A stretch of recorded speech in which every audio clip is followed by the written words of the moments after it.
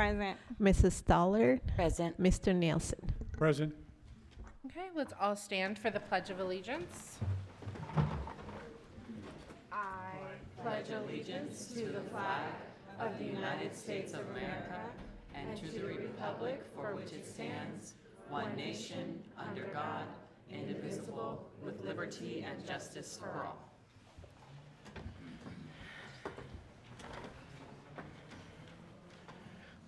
All right, we're going to have a moment of silence, and if you haven't silenced your cell phone, I'm going to ask you to do that now.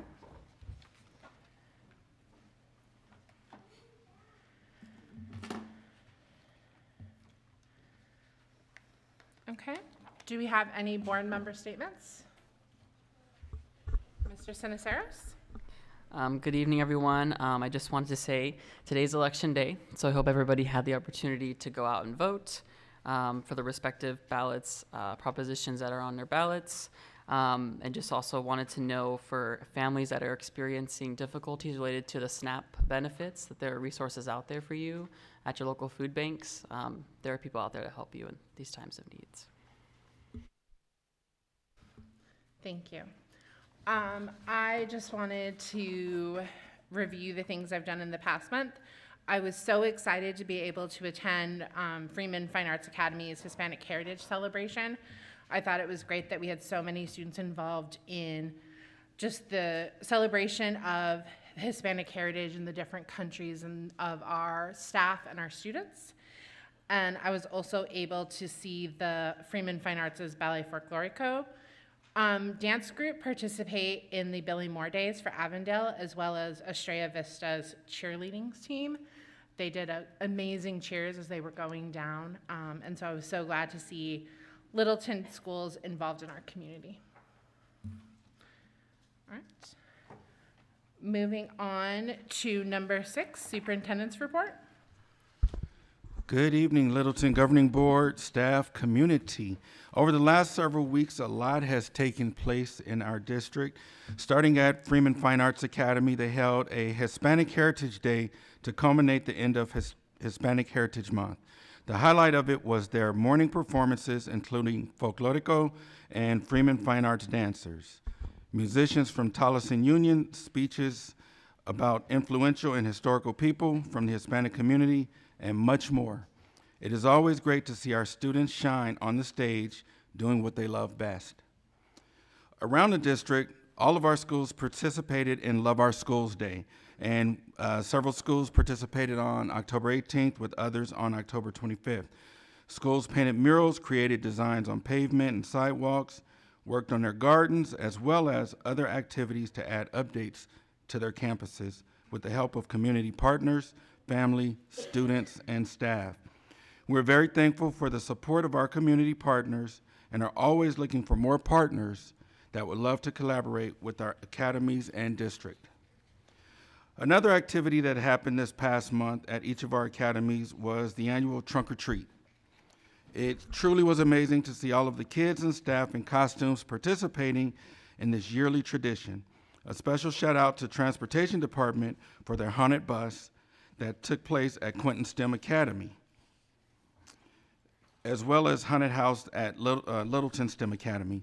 And that one, the Littleton STEM, it was interesting. I walked through and, you know, I never want to get caught off guard and get scared, so I'll always make sure as I walk through and when I see people, I kind of stop and then I'll start talking to ask them questions because it catches them off guard too. And so then I don't get scared in the haunted house. We have some really creative and incredible staff within our district. Thank you to all of the time, effort, and care, and a little bit of spookiness that you put into events like this. Last week, we were able to recognize 8 staff members that recently graduated with their master's degree from American Intercontinental University. This program is a partnership that the district has to provide staff the ability to enroll in master's and doctorate programs without the added stress of student loans when they are done. As we look ahead, we encourage our community to join us for upcoming Thanksgiving lunch happening at each of our campuses during the week of November 17th through November 21st, along with the annual turkey trot. Please look for more information about when your child's school will have these events. Each one of these are traditions that make the Littleton District a special place for all students and families to live in the Littleton District boundaries. In December, we will be excited. I'm excited to share about all the activities that are taking place over the next few weeks within our district as we continue to focus on building tomorrow together. Thank you. Thank you, Dr. Lafitte. Moving on to item 7, district highlights. So monthly, we award several students on items, but this month is extra special because we have several other awardees that are going out. So along with our monthly Kid at Hope and Treasure Hunter, which are sponsored by the Littleton Education Foundation, and if you'd like to donate to them, they do, all of their proceeds do go back to our children and our students and staff in the community. But along with that, because last week, some of you may have noticed, we showed our letter grades, basically circling around our students' state assessments.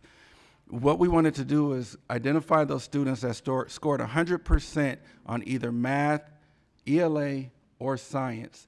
And so there were roughly just under 50 students that were identified, and tonight we will celebrate those students. Also, there were a large contingency of students that scored at the 99th percentile as well. And so those we'll show those names, but then they'll be honored out at the school. And then finally, we have our athletics awardees. So what I'd like to do is ask the governing board to stand in front of the podium there, and we will award all of our students. We'll hand out medals, we'll cheer them on, and we'll go from there. You ready?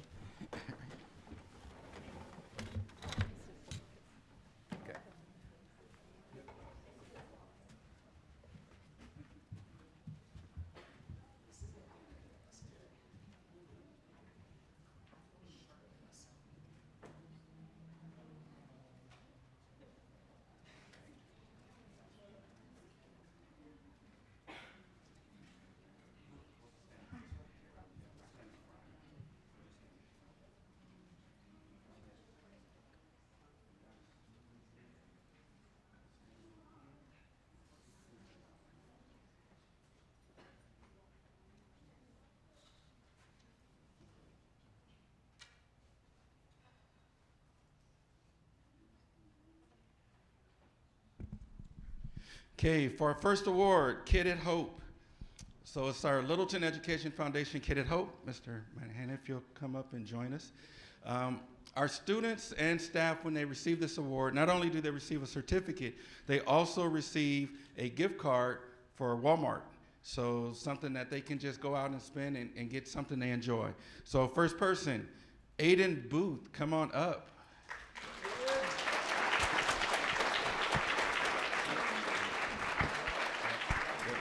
You can just hang out right here, sir. We're going to brag about you. If you could stand right here and face everyone out there.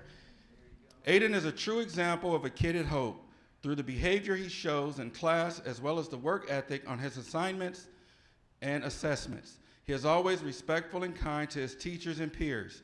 Aiden also takes the time and effort to understand and learn in class, which is reflected in consistency receiving A's on his assignments and report card. So congratulations, Aiden. And we'll get a picture. Hang out right here.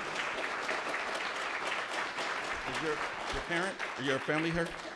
Family here? You want to join? Come on up. Come on up.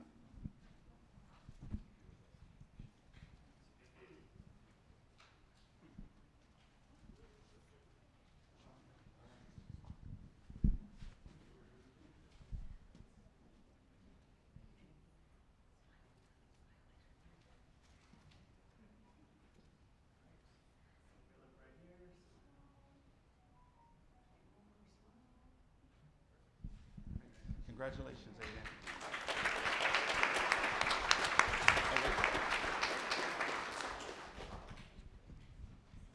Forgot the most important part, your certificate. Oh, it's the gift card.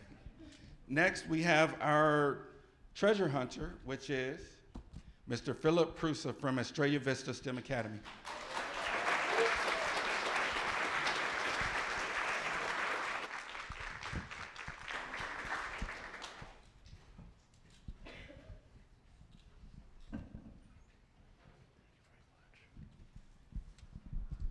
Mr. Prusa truly embodies the kids at Hope belief that all children are capable of success, no exceptions. His kindness towards staff and students creates a welcoming environment where everyone feels supported. Always organized and dependable, he goes above and beyond, helping with technology needs, showing up even when not feeling well, and maintaining a positive attitude that lifts others. His strong rapport with students is evident as past students return just to say hello, and his enthusiasm for after-school activities shows his commitment to building meaningful relationships. He has a wonderful sense of humor and is deeply committed to the learning on campus and ensuring students get what they need. Mr. Prusa's dedication, positivity, and genuine care make him a shining example of a treasure hunter and a deserving recipient of this honor. Thank you.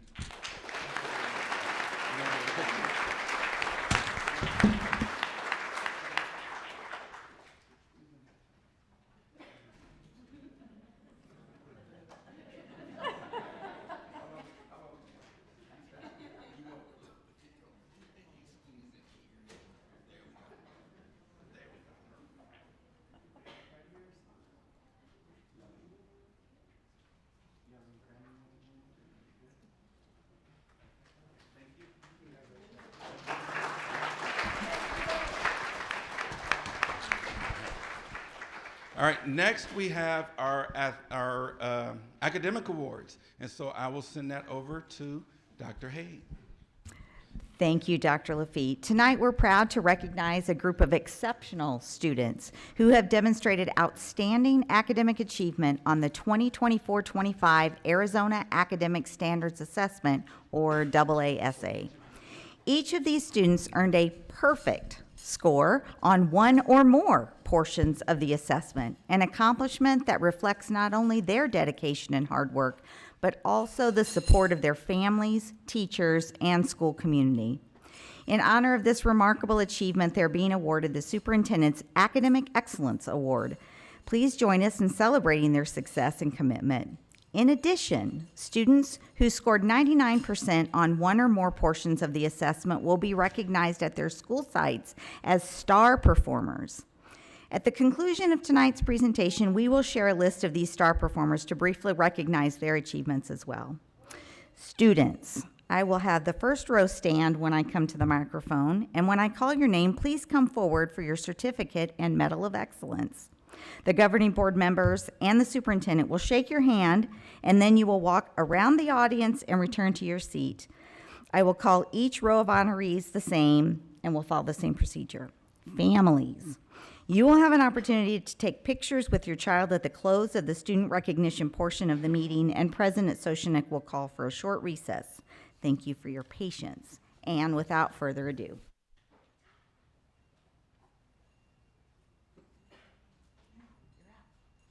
My first row. Here we go. And you'll give, okay. First, we have Peniel Aguirre. I will read the names of the students that are not here, just so they are recognized. Sergio Gavianas, Alana Alvarado, Madison Arpin, Maximus Awalt,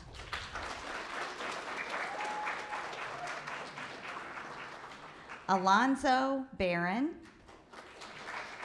Mercedes Becerra, Gia Bien, Allison Bowie, Azul Bernstad, who scored perfectly on science and ELA,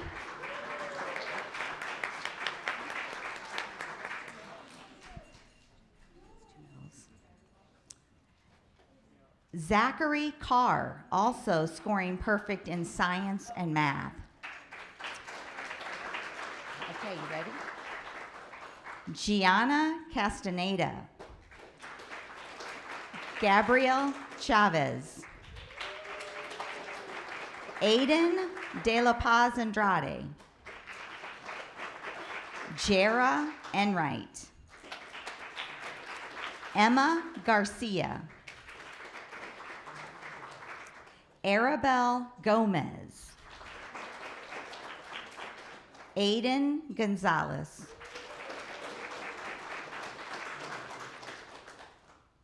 Lillian Harriman. Kamari Holmes. Angel Hurtado Menchaca. Naomi Island. Gabrielle Capend. Brianna Loaiza. Danilo Lopez Andrade. Deepan Mahato. Camilla Martinez. Francisco Medrano.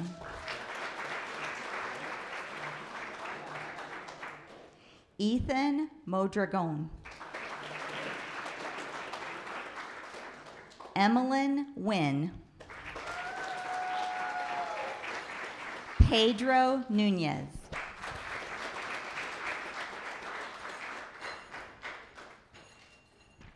Liliana Nunez Pelman. Pedro Ortiz Aguilera. Ella Perkins. Jade Pineda Ortero scoring perfectly on math and ELA. Noah Ramirez Orozco scoring perfectly on math and ELA. Faith Rodriguez. Adriel Rojas. Sanaya Sabetse. I practiced that one. Jesselyn Valenzuela, scoring both science and ELA. Mario Vega. And Wei Hua Yu.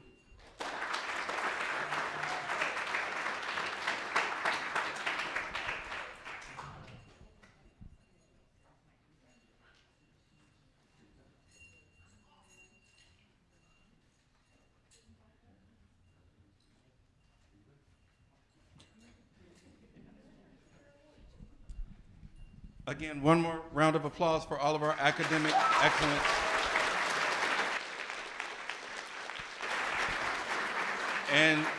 And again, these are all students that scored 100% on their state testing, their AASA test. So, and some in 2 areas. So, congratulations again. We know you have a bright future ahead of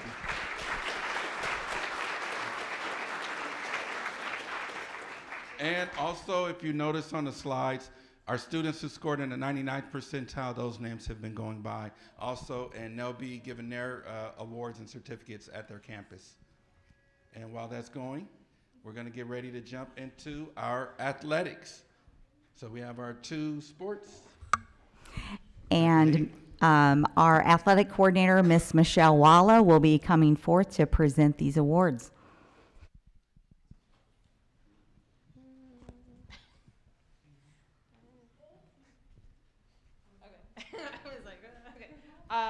Good evening, President Sokna, governing board members, and Dr. Lafitte, and the executive team, the Littleton community. My name is Michelle Wall. I serve as the LASD District Athletic Advisor, and I'm excited to share a brief highlight of our Quarter 1 athletic showcase. This season, I'm trying to see where we're at.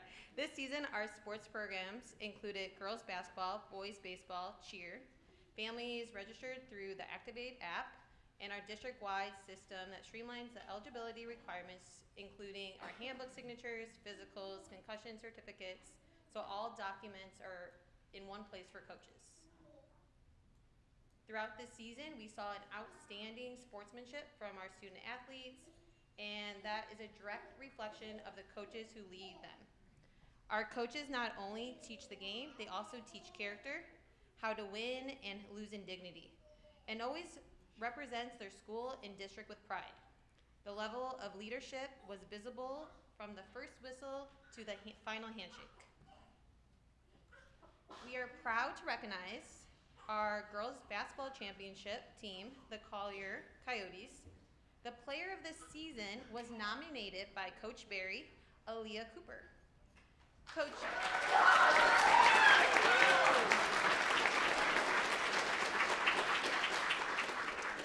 Coach Perry wrote a lovely speech about you. The player of the season is Aaliyah Cooper. She was a true leader both in practice and during games, giving her absolutely best for every minute she was on the court. This season, she scored over 100 points and played a key role in the championship run. Her impact was felt all over the court, handling the ball, making great passes, shooting jump shots, driving to the hoop, playing tough defense, pulling down the rebounds. She excels in every area of the game and is also pushing herself to always improve. As a team captain, she set an example for her teammates, especially the younger players who looked up to her. She not only led by example, but she also encouraged others to offer advice and made sure everyone was involved in the offense. At this time, I would like to invite Aaliyah Cooper, Coach Barry, and the Collier girls basketball team to come forward to receive their 2025 basketball championship banner. Congratulations, Collier.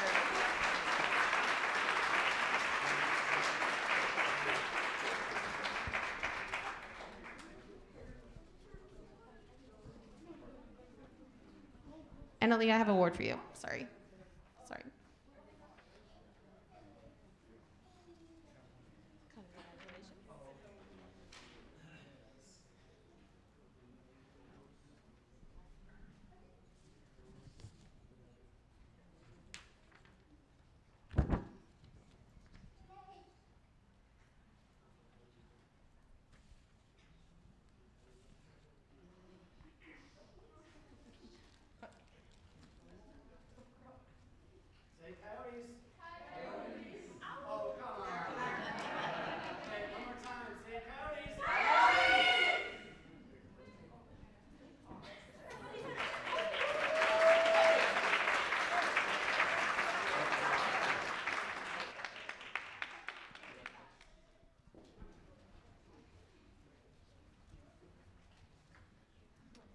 We are also proud to recognize our baseball championship team from Estrella Vista Elementary.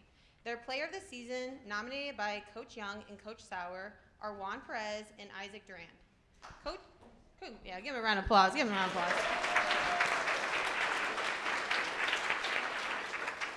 Okay, coaches wrote, Juan has been a huge part of the team for the last 3 years. He is a leader and a teammate. He steps out on the field with focus, energy, knowledge of the game that rises the level of others. He's ready to compete. He brings the toughness, consistency, and the love of the game. His commitment have been a huge part of the team's success, and he earns the respect of his teammates and coaches. We are fortunate to have had his influence, work ethic, and the spark on the team. Isaac has been a crucial part of our team for the last 3 years also. He brought a steady presence to the team. His work ethic made him dependable in any position, and he was consistently reliable as our lead off batter. I'm not a baseball person, I apologize. Beyond his skills, he is knowledgeable about the game. He leads by example. He helps his teammates with drills, encourages others as they learn new skills, and is always aware of what happens on the field. We are lucky to have his leadership, dedication, and energy on the team. At this time, we would like to invite Juan, Isaac, Coach Young, Coach Sauer, and the Estrella Vista team to come forward to receive your 2025 baseball championship banner. Congratulations, Estrella Hawks.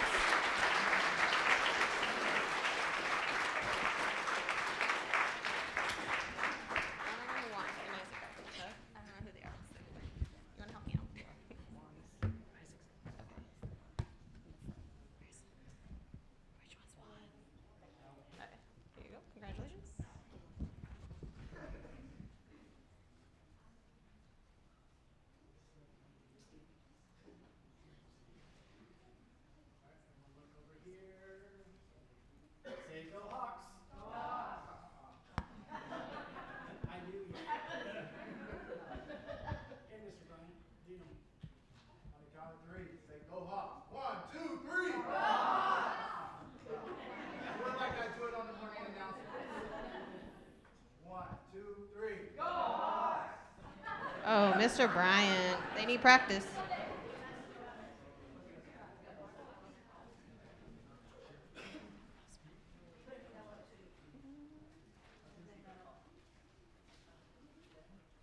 Today today marks the beginning of our Q2 sports season, which includes boys basketball, girls soccer, cheer, and esports across all 8 schools.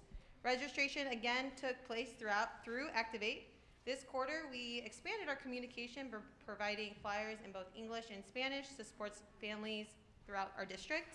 We look forward to returning to you guys later on in the school year to present our next championships. Again, congratulations to all our athletes. Thank you.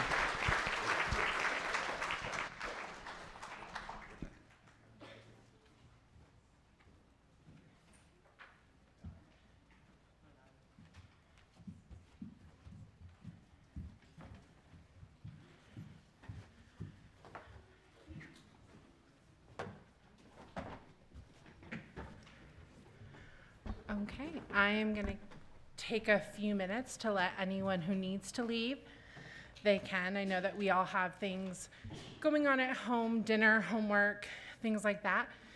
So now is the time. You're more than welcome to stay if you'd like. But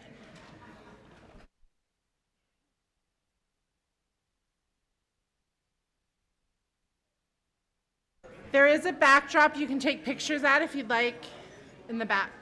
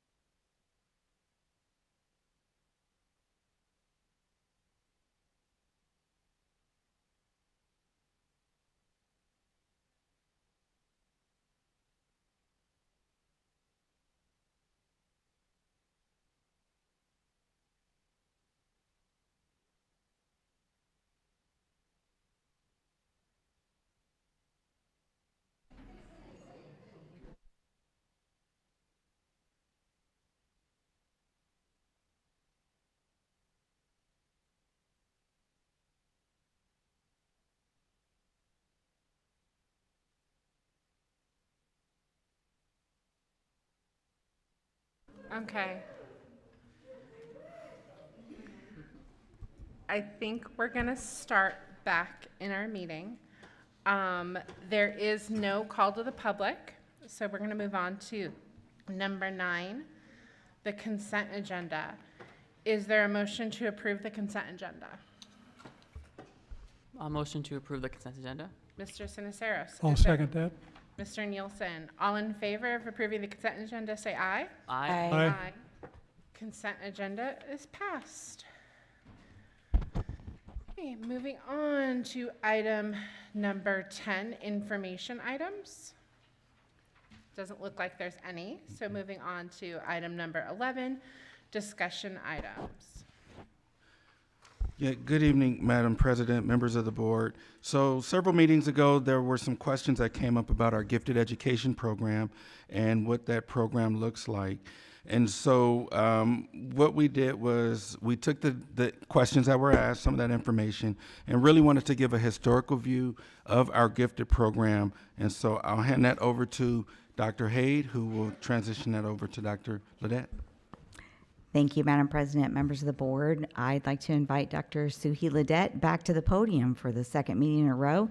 She's going to talk about the work that has been done, we are doing, and look to the future for the gifted program. Thank you.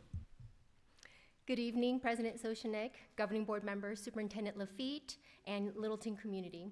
Thank you for your continued support of our schools, staff, and students, and what I will continue to boast is the best district.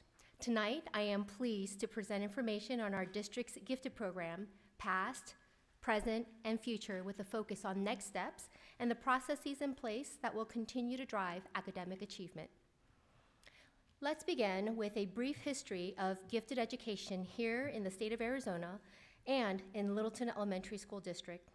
The Exploring Potentials Gifted Program was established in accordance with Arizona Revised Statute 15-779, which was also revised in January 2007.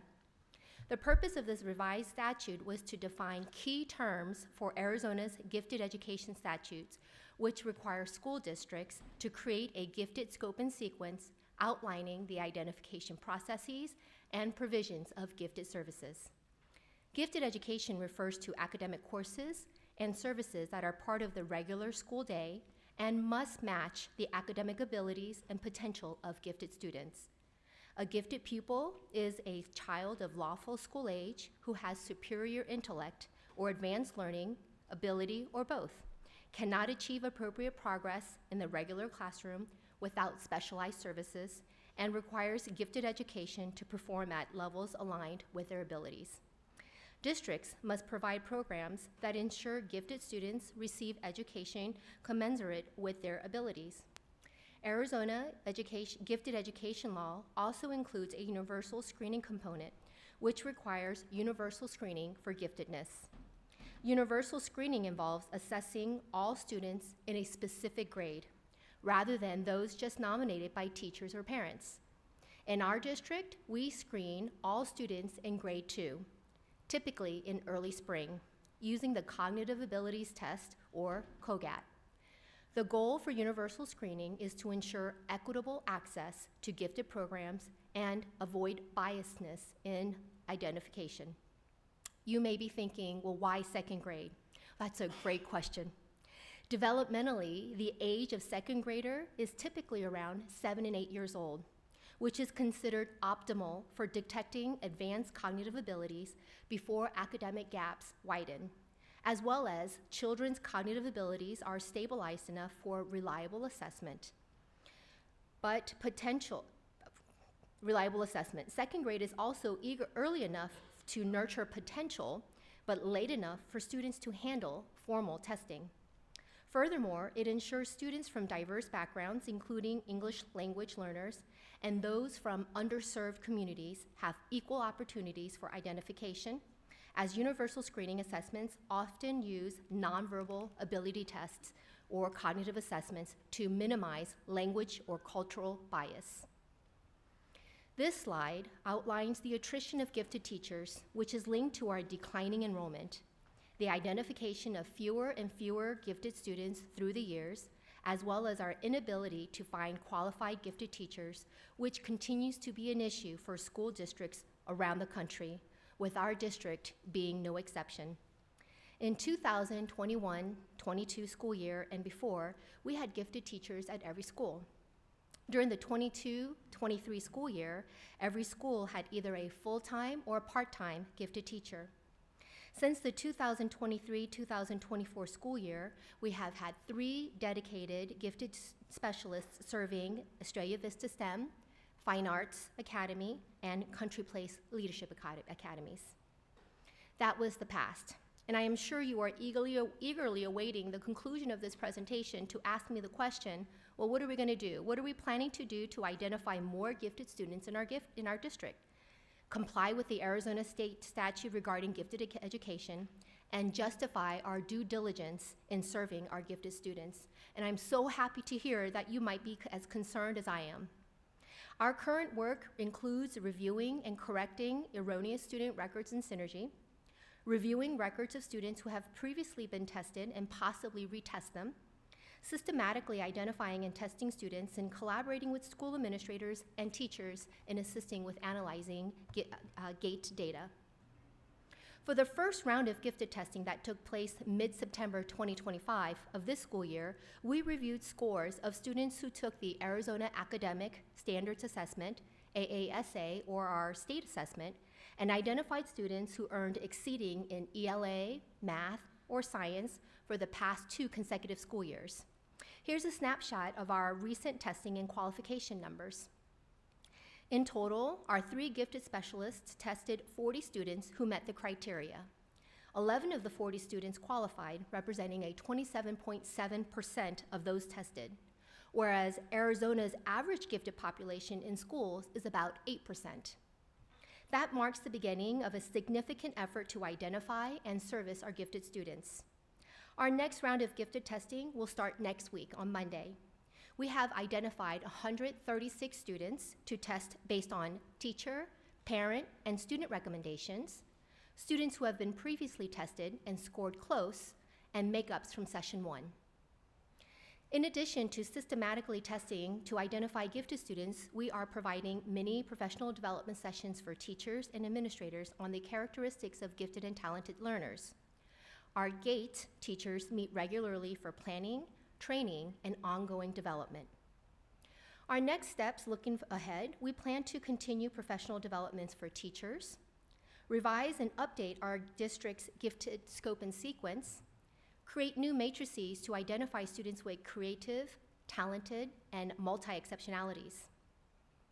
Consider additional programming options district-wide, collaborate with Tolleson Union High School District for advanced content opportunities, gather input from parents and students through surveys, and create and host annual GATE parent events, parent nights, or showcases to highlight our gifted students to celebrate their learning.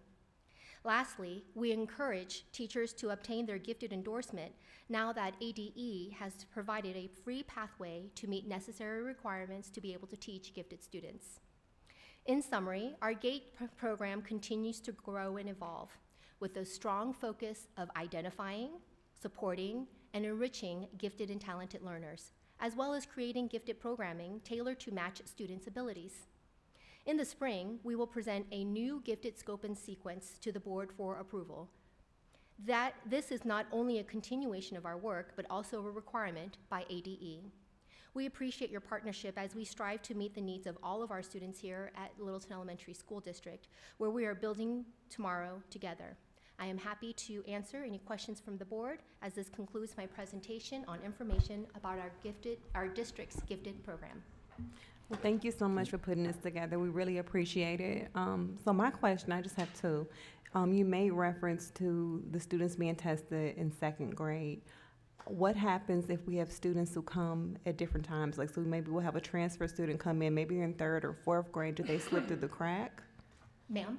Do they? Do they like slip through the crack because they missed that second grade window? No, ma'am. So we capture part of the updated gift and scope and sequence will identify procedures on what to do with children just like that. So we have a minimum by the state guidelines to test 3 times a year, but we're going to be doing our due diligence and better to have professional developments for teachers and staff and administrators so that they know the characteristics of gifted students and capture them at subsequent testing sessions. The minimum is 3 times a year. We're hoping to do 5 this year. Okay, thank you. And I just have one other question. So I know that we've kind of, maybe the population dwindled, and so now we only have a few, 3 gifted and talented teachers. With the students who were tested, who were identified to have been gifted or talented at a different school, are those teachers coming to that school certain days, or are those students being transferred to the 3 schools that have that availability? Member Barnett, that's a fantastic question. Speaking with our school leaders, we identified that there was a problem. The children were being tested in 3 schools, and when I came to them with the problem, all the principals said we need to support all of our children in our district. So they decided to allow their 3 gifted specialists to serve in their sister schools, quote unquote, and provide services 1 day a week for the other schools, which have already started. All right, thank you so much. Yes, ma'am. Thank you for your presentation. It's a great presentation. So I know over the years, just looking at, we went from having, fully staffed gifted teachers, then kind of, you can see over the years, it's been just kind of diminishing the program itself over the years, just by looking at the presentation that was presented. And so this could be in a board item update, but is there, for those gifted teachers who have been leaving our district throughout the years, is they leaving specific reasons as to why they've been leaving? Has there just been a strain of us to keep them? Is it, money? Is it just a work environment? With a workload, because if I'm those 3 gifted teachers, it's a lot of strain to just have 3 gifted teachers for the entire district. I think this is going to go into our next item for the retention plan, but I've just been noticing throughout the years since I've elected, we've been losing a lot of our programs to have staff, whether it's band or fine arts or special education and gifted, and so I just think that's a really hyper priority for us just to find out. And things happen, people leave, but our kids are going to be the ones who are going to lose out on those opportunities. So it's kind of my, not really a question, but just more or less of information. How many have we lost? And then, for example, like those gifted teachers, I know you said now they're doing their sister schools, so that's what, 246 schools that they're doing it at now, based on doing their sister schools. How do those gifted teachers feel about that decision? I think that's kind of something I'd want to know more or less from them as input. Do they feel that it is sustainable to them, going campus to campus? Because if we're doing that, then it's putting more of a strain on them to not want to come back next year. And I don't want that to happen, because then we'll go down to 2 gifted teachers next year. So that's just more of my input as of right now. So, again, thank you for your presentation. I'm very excited to hear about these new opportunities for challenging our gifted students and meeting them at their need. I think that that's something that is so needed in our campuses, and I fully understand why we have gifted teachers that are now going to service the other schools that don't have gifted teachers. My follow-up question to that is, what support are we giving to the gen ed teachers to handle those gifted students because they don't have a gifted room to go to? I know myself, I've had gifted kids in my classroom, and I loved when I could send them to that gifted teacher to challenge them. But if that gifted teacher isn't there, then that young man is sitting there for 90 minutes in a math block when he already knew that math lesson, and if he's a talker, he's gonna get in trouble. And it's frustrating for that student, and it's frustrating for that parent, but it's also frustrating for the teacher to try to figure out, how do I challenge this student who's already mastered the content I'm teaching? So I'm really interested to find out how we're supporting our gen ed teachers. And I can't wait for your next presentation with the gifted scope and sequence in the future. Thank you, President Soshnick. Just to give you some information, I have a heart for gifted education, not just curriculum and instruction. My PhD is in curriculum instruction with a focus in gifted education. I have children, my own children who are gifted and talented, and I myself have been identified as well. So with the next presentation, I hope to include all of the questions and wonderings y'all might have. Thank you. Thank you. I just want to thank you. They've asked all the questions that I was going to ask, so I just want to thank you for your presentation. Thank you, Member Stollard. Thank you.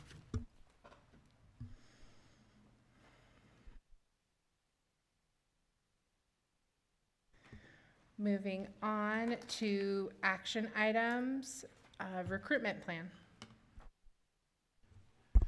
Madam President, members of the board, let me make sure I get myself back on target here. Nope, it's right here. Yep, got it. Okay. The administration is just asking the governing board approve the recruitment budget for the 25-26 school year. Right now, as you all are aware, most schools in the state of Arizona and actually countrywide are having a challenge recruiting, retaining staff. And so part of the plan is not just the continual re-recruitment of our current staff, but looking outside of our area for others.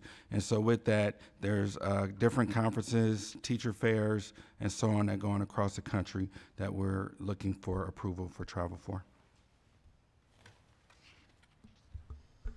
Mr. Siniceros? I wanted to know, and this could be in a board update, how, I know we've been doing the partnership with NAU for a couple of years now. Now it's been going on for some time. I would like to know like how many of those have actually came back, you know, as educators in the district, and how has that program to actually help us retain and keep new teachers from our own community. I think that'd be good information to know. It's kind of what was going through my mind as of right now. Along with that, how many TFA teachers do we have in the district? TFA, I'll like to ask Ms. Musa to come up, please.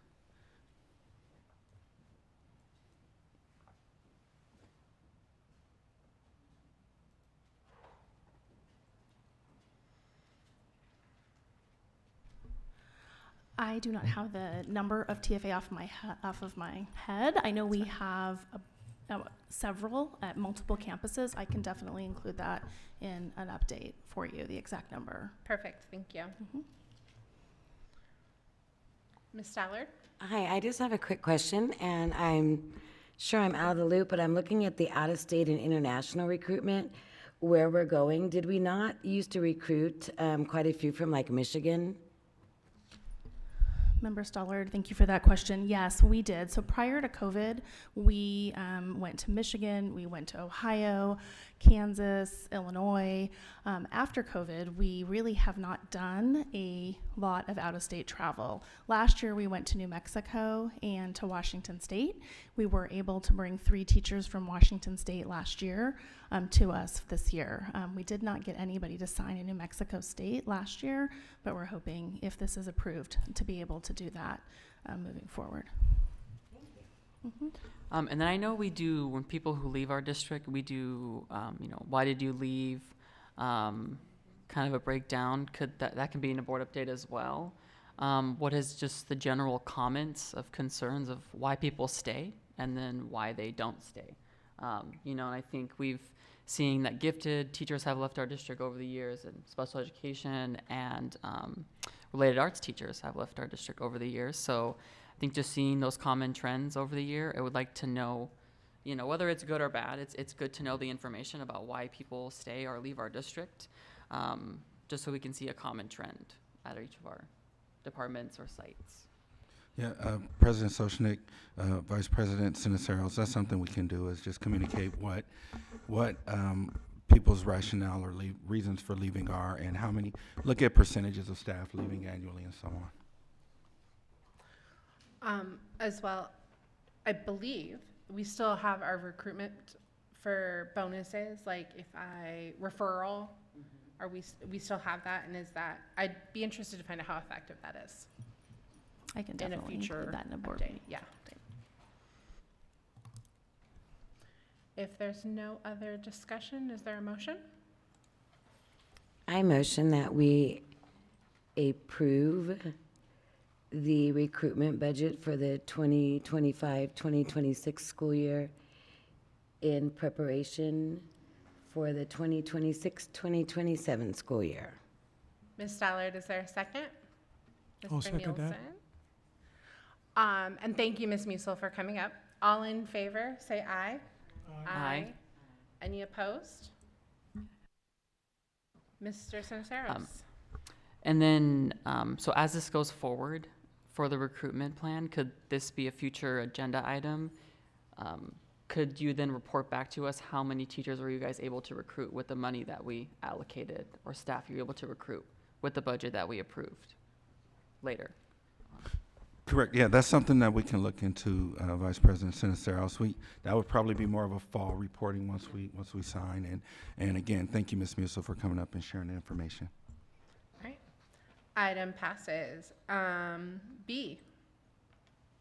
So next item, Governing Board, as you're aware, in a communication that was sent to you several weeks ago, along with our budgeting presentations that Ms. Pena has shared, we've communicated about some of our building needs, and I know questions were asked about bond dollars and so on. We just received excellent news that we were approved by School Facilities Oversight Board for funding to replace the roof at Estrella Vista. One thing that we needed to do, though, to get the ball rolling, because of how it's structured, we have to get approval to extend the dates or change the dates, because it was originally awarded in February of 2023. That has to be updated so that we can then move forward with our purchase orders and so on, so we can get construction started. So we're asking for approval for this item. Mr. Sinisteros?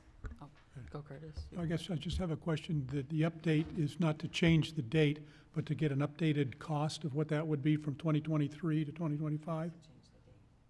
It's just to change the date, because we reached out to the vendor. The vendor is going to provide us the same cost from then. Okay. We just needed to change our dates to reflect that the board is okay with approving that at this point.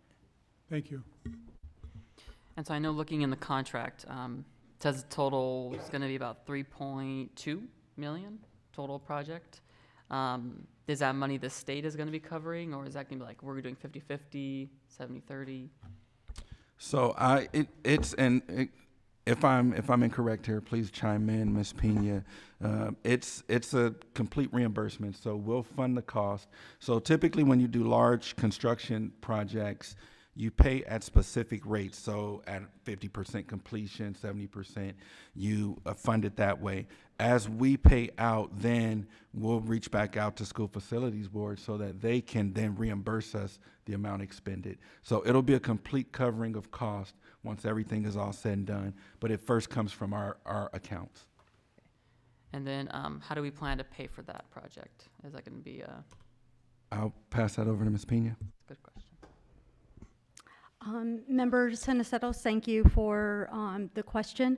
We will fund that through the SFB funding. So this is something that is a normal practice. So we utilize that fund, and essentially what happens is our cash that we have with the treasurer's office is what floats that purchase order and that payment.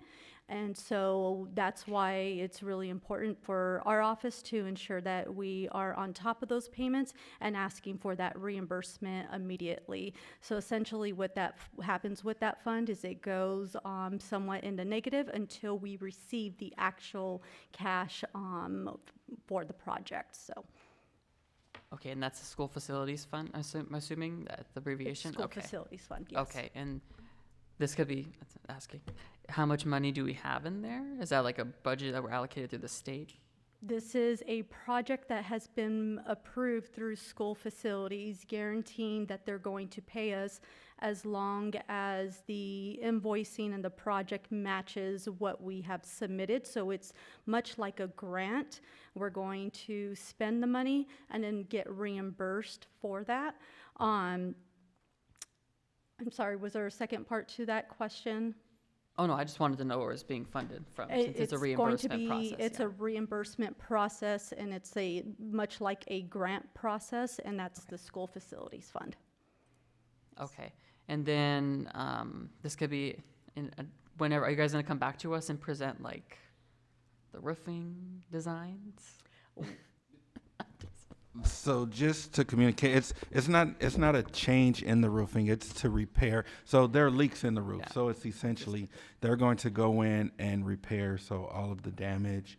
They'll repair any damage that's there, then they'll replace all of the coatings and everything else. So it's not like a building design or anything like that. Okay, no, I just wanted to make sure, because I know it was submitted a long time ago, so I'm excited to see that it's being addressed.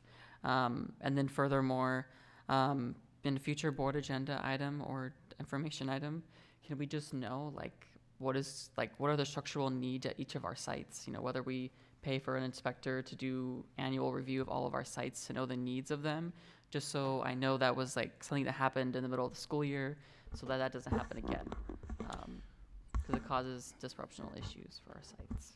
Right, Vice President Sinicero. So right now, so when I first came in, I did campus walks to look at some structural needs and then some of the reporting we had. Mrs. Pena, during her time, she's going through looking at buildings, and we're kind of comparing notes, and then we're looking at those vendors that we believe can provide us more information to help us. Part of our next step really truly is a capital plan, and the capital plan will outline what those needs are.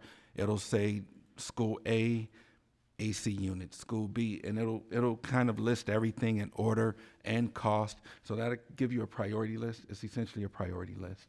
Okay. And that'll come at a future date. If there's no other discussion, is there a motion? I move the governing board approve the updated project dates for the School Facilities Oversight Board. Funded roof replacement at Estrella Vista STEM Academy, previously awarded under February 2023 IFB. Ms. Barnett, is there a second? I'll go ahead and second that. Mr. Nielsen, all in favor say aye. Aye. Aye. Motion passes. Item C. Oh, is that me? Okay. So this is the ASBA bylaw change proposal. So hopefully you've all been able to look over this. This has been referred to us by the Board of Directors of ASBA to make these changes. If you look at the attachment, I believe anything new they have put in blue, anything red is being stricken from the bylaws. Was there any discussion? Do you want to look through it?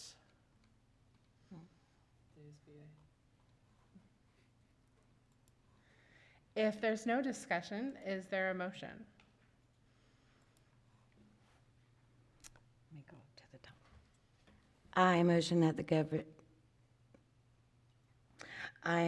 governing board directs the board secretary to submit a vote on the 2025 proposed ASBA bylaw change proposed as a yes. Is there a, Member Stallard, is there a second? I'll second. Mr. Siniceros, all in favor say aye. Aye. Any nays? No? Motion, bylaws pass. Okay. Item D, Board Member Keyfob. So, governing board, prior to me coming in, there had been some questions and concerns about, or questions and requests regarding key fob access to the district buildings. And over the last several weeks, those discussions have increased with, a couple of meetings ago, it being recommended to bring to a future meeting the item of key fob access. So as you'll notice, when drafting this, it's really listed more as just an approval item, not necessarily as a policy item. And so a lot of that was rooted in just truly knowing where to put it, how to put it. So if the true item was accessing buildings and then still sticking with a structure that we had in place, that's why it was written in this format.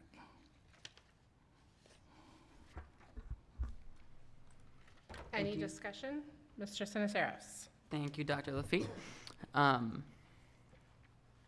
So I know I referencing other districts, policy BBBA, the board powers and responsibilities, specifically referring to Tolson Union's, our high school district.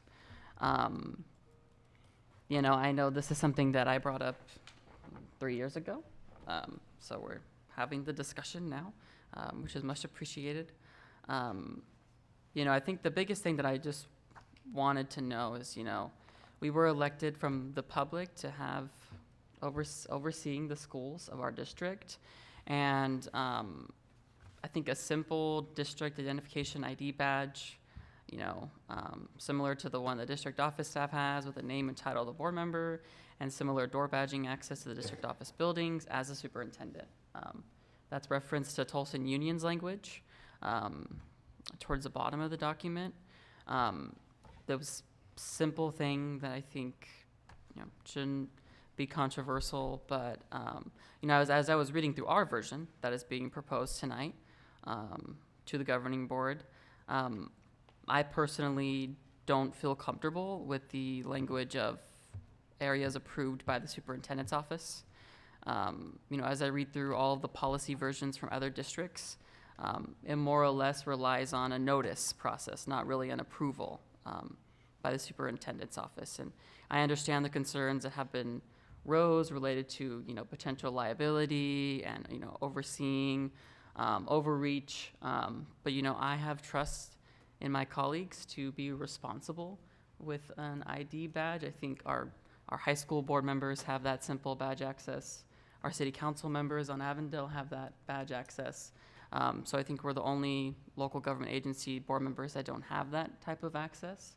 And I think as people who were elected to oversee the school district and to preside oversight, we should be able to have access, and it shouldn't run through the superintendent's office.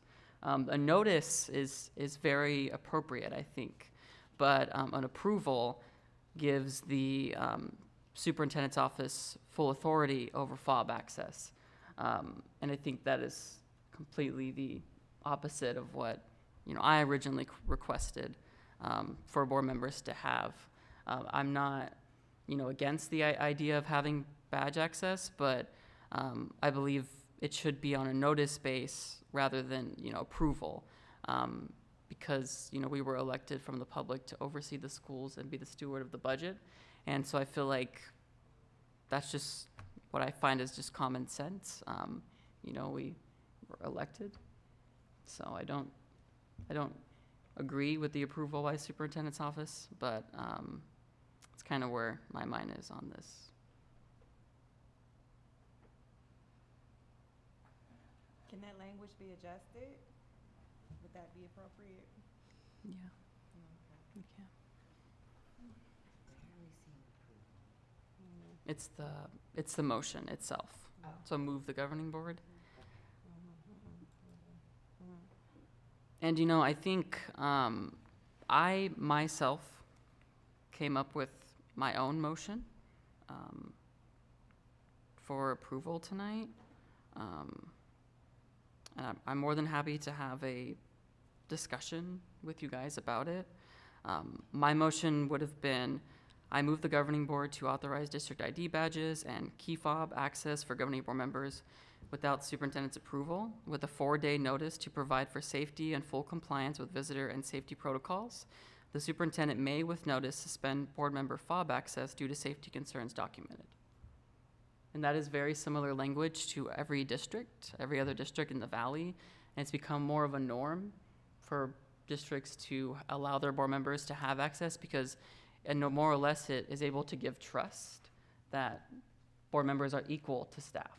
They are not other people or who are just show up to board meetings once a month and just vote aye on agenda items. So I feel like we should, as board members, have that just respect to have trust.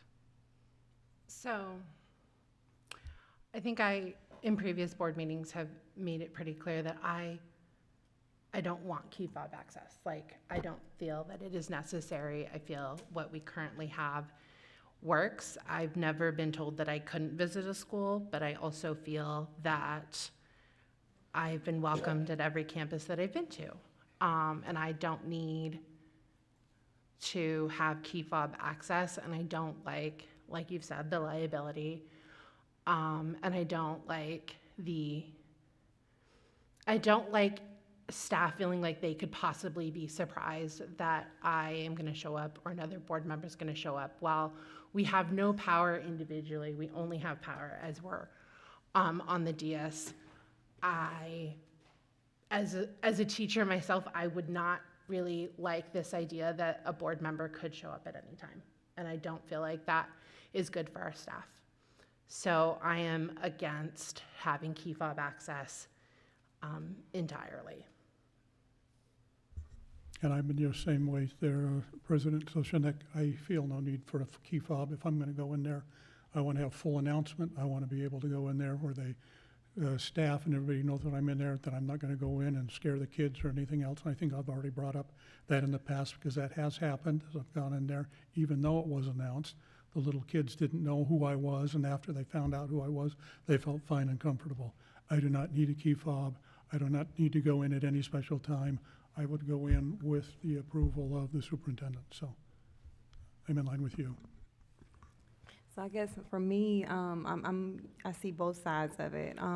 My concern is that there was an incident in which and my thought why I was kind of in support, and I can see the value of the key fob is because then it will be 4 days ahead of time that the school will be made aware. There was an incident last year when I went to Collier to read to some students, and then the board update came out and said that I had surprised the Collier by presenting myself there, and that I caused a great deal of distress to the principal just with my presence being there. And that was never my intention. I was invited there. So then when I think about these key fobs, maybe if she had been made aware 4 days prior that I was going to be there, maybe that would have eliminated that, because that certainly wasn't my intention.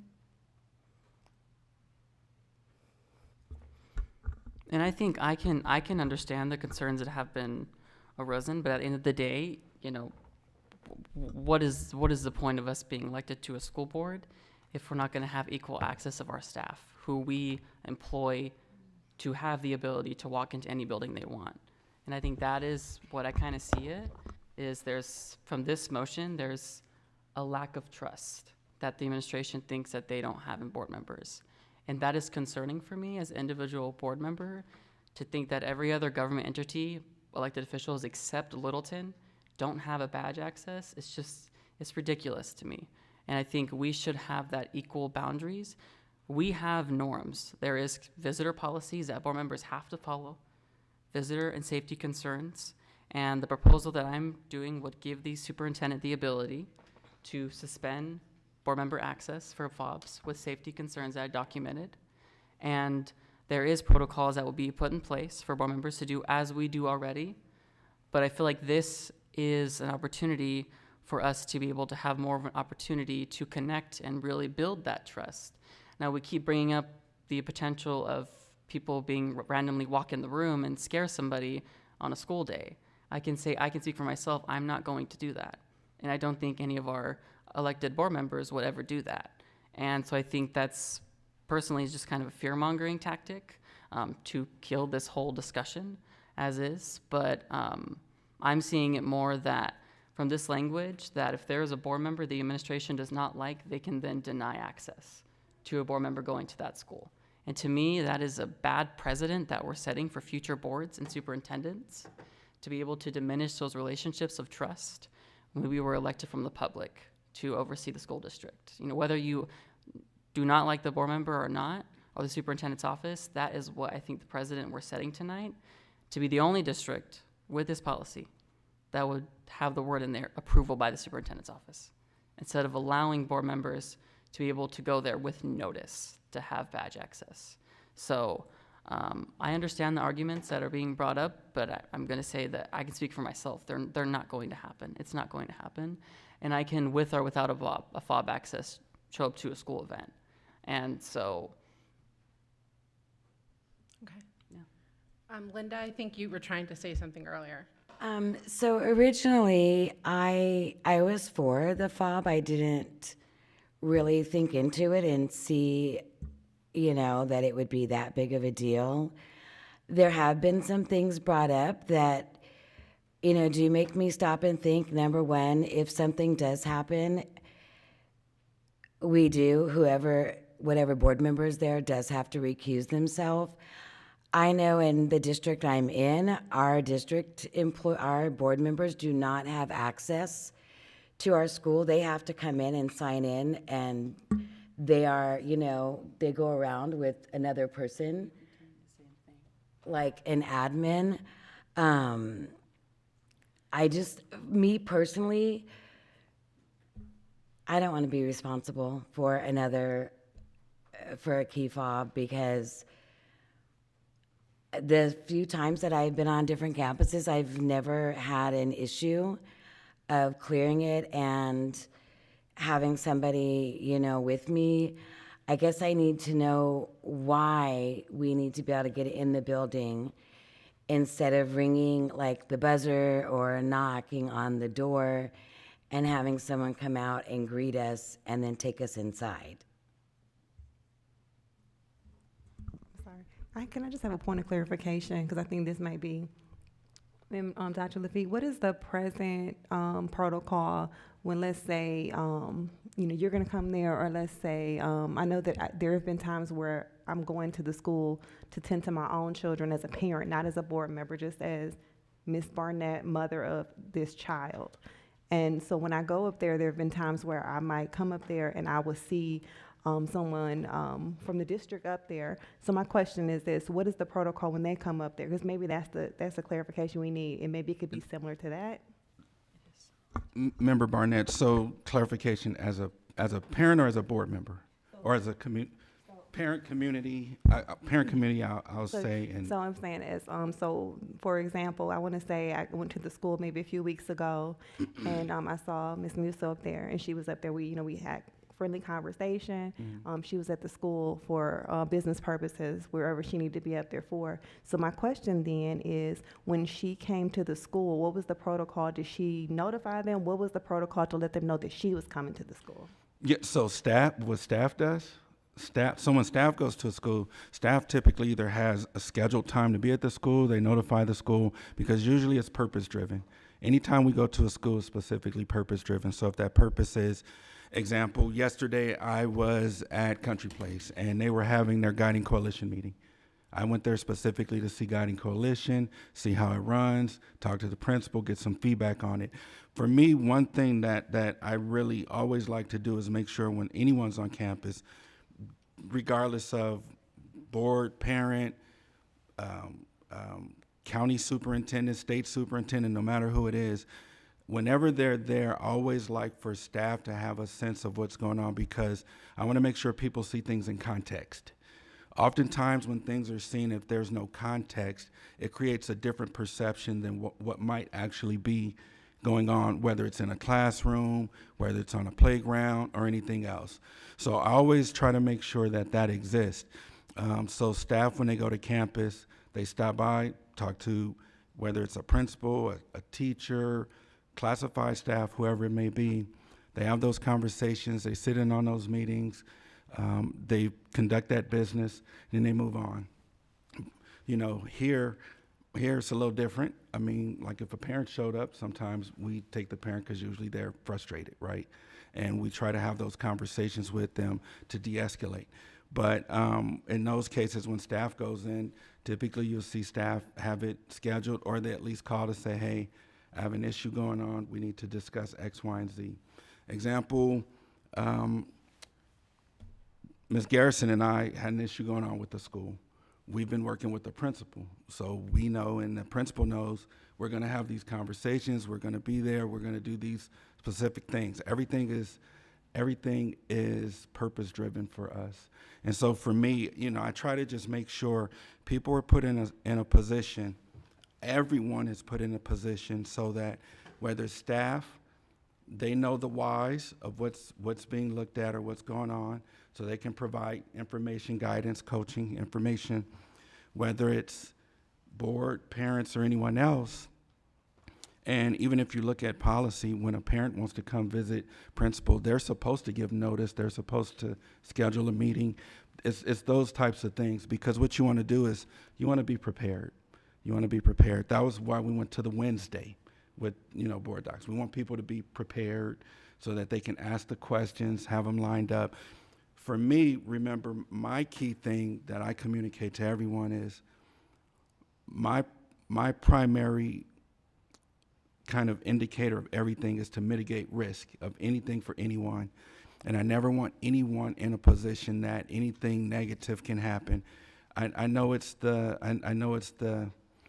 don't think I think negatively, but I think what I do is I understand that, what is that, Murphy's Law? Anything that can go wrong will. And I don't want things to go wrong and put people in a bad position. So even for me, example, anyone who has a badge, key fob, once you go to that, every one of those individuals is background checked, has a IVP card. Those are other variables that come to play, because what happens if you're alone with, if you somehow end up alone with the child? But then the question comes into, what if the child makes a statement? I mean, it's anything can happen. And I always try to say, what can we do to mitigate that? And as much as we say it may not happen, I've done this over 30 years. It can happen. Whatever it is you're thinking can't happen, it can happen. And I've probably seen it. I've probably seen it. And so, again, for me, everything is about mitigating risk. My term of approval is really more of, it's communication. It's communication. It's how do we communicate to make sure we know. Then it's to make sure that anything that IT may have had to do, they can take care of. Anything school has to do, they can take care of.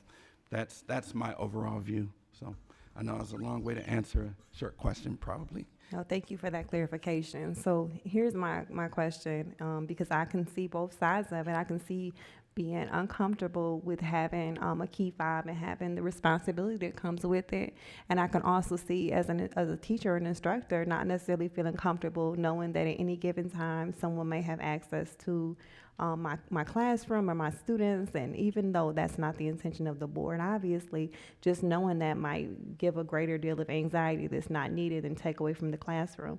But then on the other side of it, I also, as a board member, as far as you say, we're background check, we have our fingerprints clearance card, we're voted in. So my question is, would it be like a happy median if maybe these key fobs existed with the understanding that board members giving notice and saying, hey, I'm going to be going to Collier in 4 days, and so can I have access to my key fob? Because last year at the end of the year, I had a wonderful time, and I was at Country Place, and then I got locked out in the sun, and I was walking around the building, running around like a chicken with his head cut off, trying to figure a way to get back in the building because I got locked out. And so it would have been nice to have had a key fob to be able to go in, because it was already understood, and I was, that I was going to be there. I had already been welcomed. It was already, so just, I don't know, just some type of happy medium, because I can also see where Vice President Sinoceros is saying that it does kind of have a conveyance of fear and a conveyance of distrust, and that's not something that is indicative of, a healthy district. Yeah, I'll echo what Rachel had to say. I genuinely don't see what is the fear of board members having badge access. I understand concerns that have been risen, and I know it's not going to pass tonight, but I just want us to just have a reflection. If we're not okay with fob access, then what else are we not okay with overseeing as board members? That's a question that I'm asking myself. I'm okay with it. I'm passionate. I want to know what's going on in our schools. but also allowing the superintendent to have full control over board members is not okay. It's not ethical. It's not right.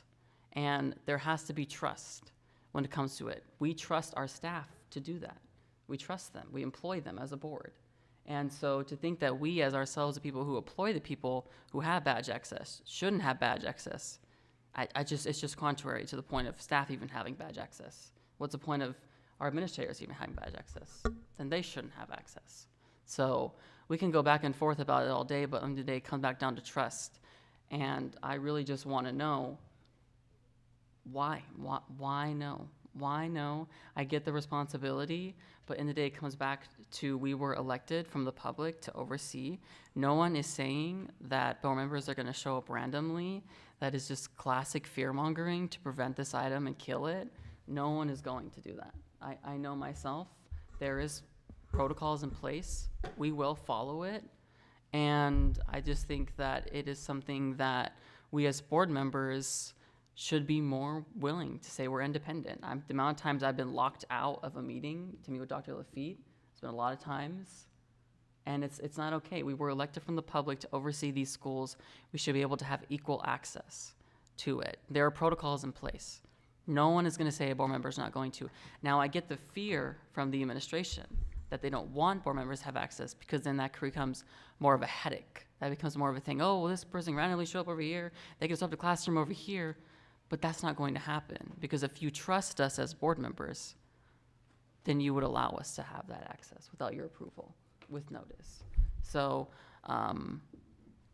So we've heard enough right now. I'd like to go ahead and make a motion that the governing board authorizes the key fob access to the governing board members to areas approved by the superintendent, with the expectation the site visits be scheduled through the superintendent's office at least 5 days in advance. A motion's on the board. There's been a motion made by Mr. Nielsen. Is there a second? I will second. roll call vote, please. Okay. There's been a request for a roll call vote. Can I have a roll call vote? Mrs. Barnett, No. Mr. Ceniceros, I'm going to explain my vote. If we're okay with the superintendent controlling the ability of board members being able to decide when they can and can't visit the schools they were elected to oversee, then we have a structural board issue to deal with. So I'm not going to be in support of this, because the superintendent, it does not oversee the board. We oversee him. So I'm going to vote no. Ms. Stoller, Yes. Mr. Nielsen, Yes. Mrs. Soshanek. I'd like to explain my vote. I feel that what we currently have in policy or in procedure is fine. I personally don't want key fob access at all. I don't feel like currently I am stifled by the superintendent or any administration to find out what's going on campuses. I have had many conversations with teachers and staff outside of their school campus. They have a way of finding me through social media, phone calls, and even at Starbucks and Fry's, if they're concerned. So I don't think that having a key fob or not having one would stop me from finding out as much as I needed to know about the district. But I understand that the request for having key fob access has been requested, so I will vote yes. In a vote of 3-2, the motion passes.